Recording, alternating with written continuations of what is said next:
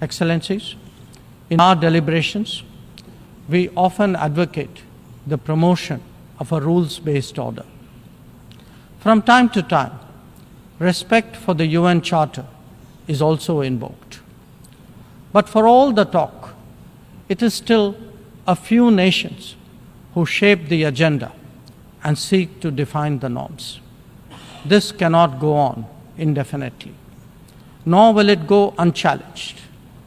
A fair, equitable, and democratic order will surely emerge once we all put our minds to it. And for a start, that means ensuring that rule makers do not subjugate rule takers.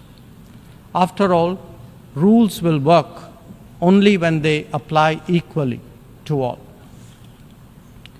Mr. President, we must never again allow an injustice like vaccine apartheid to recur. Climate action, too, cannot continue to witness an evasion of historical responsibilities. The power of markets should not be utilized to steer food and energy from the needy to the wealthy. Nor must we countenance that political convenience determines responses to terrorism, extremism, and violence. Similarly, respect for territorial integrity and non-interference in internal affairs cannot be exercises in cherry-picking. When reality departs from the rhetoric, we must have the courage to call it out. Without genuine solidarity, there can never be real trust. This is very much the sentiment of the Global South.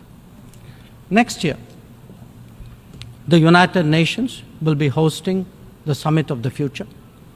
This should serve as a serious opportunity to drive change, champion fairness, and reform multilateralism, including the expansion of the Security Council memberships.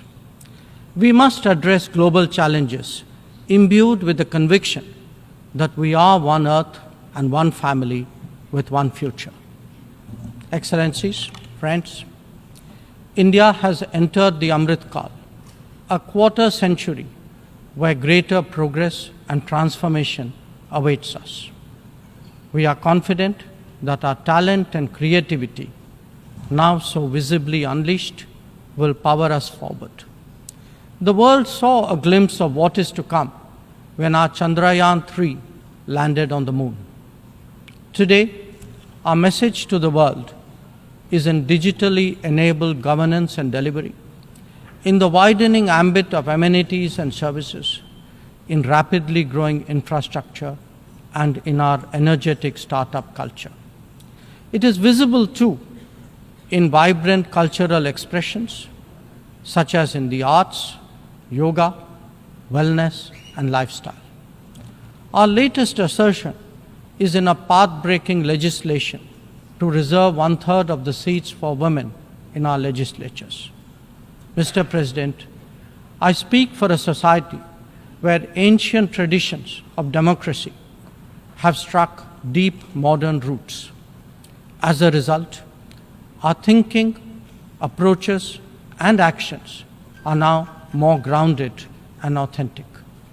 As a civilizational polity that embraces modernity, we bring both tradition and technology equally confidently to the table. It is this fusion that today defines India, that is Bharat. I thank you, Mr. President.